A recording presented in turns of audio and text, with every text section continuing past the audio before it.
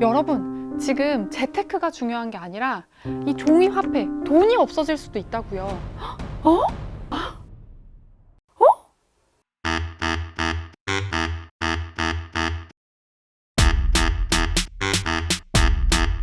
안녕하세요, 이지상입니다. 여러분 잘 지내셨죠? 지금은 얼마예요? 지금요? 지금 비트코인 그 사이에 또 많이 요동이 쳤네요. 혹시 제가 저번에 나왔던 비트코인 영상 다 보셨어요? 아직 안 보셨어요? 보세요.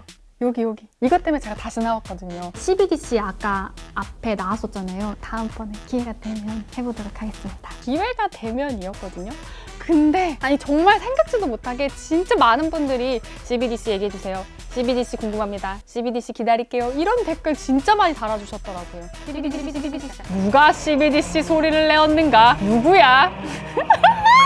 저는 솔직히 근데 CBDC 꼭 한번 해보고 싶었어요. 왜냐하면 이거는 재테크 얘기가 아니라 비트코인 돈 되느냐 마느냐 이 얘기가 아니라 화폐가 바뀌고 있다. 화폐 개혁의 흐름이 진행되는 거다라는 거기 때문에 CBDC를 꼭 하고 싶었거든요. 그렇기 때문에 이번 영상을 꼭꼭꼭 봐주셔야 합니다. CBDC, 이게 무엇이냐? 이게 약자인데 Central Bank Digital Currency, 그래서 CBDC입니다. 중앙은행이 찍어내는 디지털 화폐다. 제가 지난번 비트코인 영상에서 디지털 화폐의 분류를 설명을 드렸었는데 이 CBDC는 발행 주체가 각국의 중앙은행이다 라는 게 차이점입니다. 원래는 한국은행에서 조폐공사라는 걸 밑에 두고 동전이랑 종이를 만들어 화폐가 유통이 되잖아요. 그 대신에 디지털 화폐를 발행하는 거다. 기존 화폐랑 1대1로 연동이 되는 그런 디지털 화폐가 만들어지는 거죠. 그러면 이 CBDC가 비트코인이랑은 무슨 차이냐? 사실 원래 고대 역사에서 보면 물물 교환을 시장에서 하다 보니까 필요에 의해서 쌀이 돈이 됐다가 금, 은이 돈이 됐다가 지금처럼 중앙정부가 돈을 찍어내는 구조가 된 거잖아요. 근데 이렇게 중앙정부가 돈을 찍어내다 보니까 돈의 역할뿐만이 아니라 권력의 역할을 하고 있는 거다. 정치 힘이 들어가는 거다라는 문제의식을 생각하는 사람들이 생겼고, 그래서 여기를 좀 벗어나 보자라는 생각이 비트코인의 근간이 된 거다. 비트코인은 국가의 간섭을 싫은 사람들이 쓰는 사람들끼리 약속을 해서 쓸 수 있는 화폐를 만들어 보자라고 해서 만들어진 가상화폐잖아요. 그거를 디파이라고 하거든요. 탈중앙화 금융. 근데 이미 권력을 가지고 있는 정부나 중앙은행이 가만히 있겠어요? 그럴 리가 없잖아요. 그러면 이런 변화 흐름이 있는 거 알겠어. 그런데 우리도 기술 변화 맞춰서 화폐를 똑같이 발행할 수 있어 라면서 이제 준비하기 시작한 게 CBDC다. CBDC 같은 경우는 기존 금융체제 그대로 안에서 기술을 구현해서 가상화폐를 만드는 거기 때문에 중앙화 금융이 그대로 유지된다 라고 해서 CPI라고도 부릅니다. 그래서 요즘 각국의 네로라 하는 이 화폐 권력자들이 가장 관심 있는 주제가 뭐다? 라고 하면 바로 이 CBDC입니다. 좀 보수적이고 소극적으로 생각하고 있던 각 나라의 경제 수장들이 되게 적극적으로 CBDC에 관심을 보이기 시작한 게 올해부터예요. 먼저 미국의 움직임도 심상치 않습니다. 파월 연방준비제도 의장이 올해부터 디지털 달러에 대해서 굉장히 적극적으로 소통하게 될 거다라는 메시지를 발표하기도 했고요. 제닛 옐런 재무장관도 CBDC에 대해서는 굉장히 긍정적으로 검토하고 있다라는 말을 남기기도 했습니다. 스웨덴에서는 몇 년 전부터 이 디지털 화폐 e-코로나 프로젝트를 진행을 하고 있는데요. 이미 기술 검토를 다 끝낸 터라서 올해 중으로 국민 투표를 통해서 CBDC를 도입할지 말지를 결정한다고 합니다. 그리고 일본이랑 유럽에서도 올해 안에 디지털 엔화, 디지털 유로화를 발행한다라는 발표를 하기도 했습니다. 그리고 중국은 정부가 굉장히 적극적으로 이 CBDC를 추진하고 있는 나라 중 하나예요. 중국이 가장 먼저 CBDC를 발행하는 나라가 될 거다라는 분석이 굉장히 많더라고요. 얼마 전에 알리바바의 창업자 마윈 회장이 갑자기 행방이 묘연해졌던 거 혹시 기억하세요?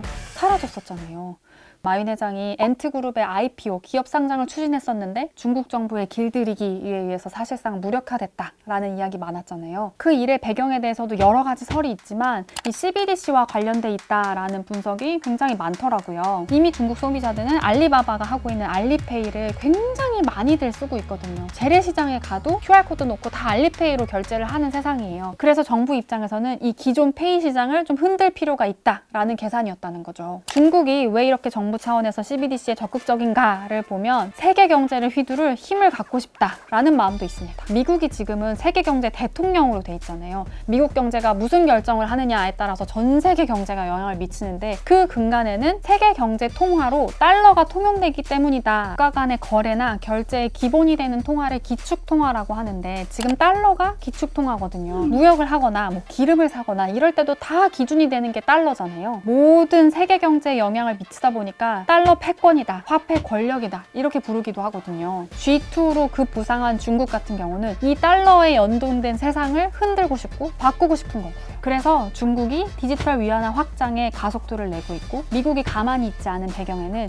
이 글로벌 통화 패권 경쟁이 있다라고 보실 수 있겠습니다. 그러니까 여러분들이 보시고 있는 이 CBDC 뉴스의 근간에는 각국의 이 화폐 전쟁이 있고요. 이뿐만 아니라 정부와 기관과 개인 간이 화폐 통제권을 누구한테 줄 것이냐를 두고 아주 숨막히는 전쟁을 벌이고 있는 거다. 그리고 우리는 그 과도기에 서 있는 거다. 그래서 CBDC를 꼭 아셔야 한다. 그러면 한국은 어디쯤 와 있는가? 한국은 사실 오래 전까지는 굉장히 보수적인 입장을 취했습니다. 이미 시장에서 네이버페이, 삼성페이, 카카오페이 등등등등 각종 디지털 화폐가 상용화 되어 있었기 때문에 필요성을 느끼지 못했던 게 사실이에요. 그런데 지금 국제적인 흐름이 갑자기 올해 많이 바뀌었잖아요. 그래서 한국은행 같은 경우도 올해 관련 보고서도 이미 나왔고 올해 안에 테스트를 추진한다라는 입장이에요. 그러면 CBDC가 이제 나오면 비트코인은 어떻게 되는 거야? 라는 거 궁금해 하시는 분들 많잖아요. 근데 여기에 대해서 전망이 엇갈립니다. 먼저 비트코인으로 대표되는 이 암호화폐가 가격 변동폭도 크고 그리고 규제도 좀 취약하다라는 걸 중요하게 보는 사람들은 CBDC는 믿을 만한 정부가 발행하는 거니까 CBDC가 나오게 되면 더 안전한 거래 수단이 등장한 거니까 자연스럽게 비트코인은 시장의 입지가 좁아질 수밖에 없다라고 전망을 합니다. 반면 이 비트코인의 철학이 탈중앙화였다는 걸 중요하게 보는 사람들은 CBDC와 비트코인은 근간 자체가 다르기 때문에 CBDC의 등장과는 무관하다라고 보는 분들도 있습니다. 비트코인은 2100만 개로 양이 한정돼 있어서 금처럼 가치 저장 수단으로서의 매력도가 계속 존재하는 한 비트코인이 CBDC가 등장을 한다고 해서 입지가 줄어들지는 않을 거다라고 분석하기도 합니다. 고민해봐야 할 점 존재하는데요. 제일 먼저 사생활 노출 문제가 있습니다.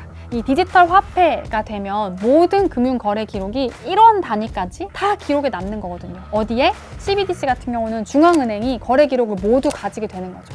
근데 이거는 프라이버시의 문제가 있을 수도 있잖아요. 정부나 기관에서 나의 모든 금융거래 내역을 가지고 있다라는 거는요. 사실 실물 지폐나 동전은 어느 정도 익명 거래가 가능하잖아요. 근데 이런 디지털 화폐 같은 경우는 1원 단위도 모든 게 다 기록이 된다라고 보셔야 합니다.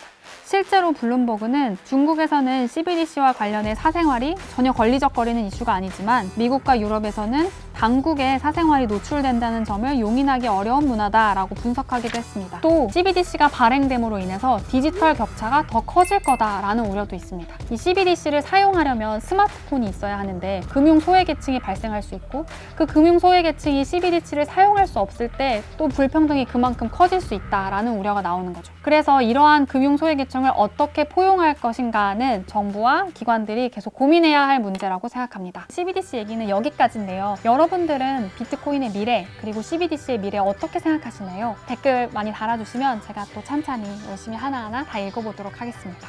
감사합니다. 또 만나요.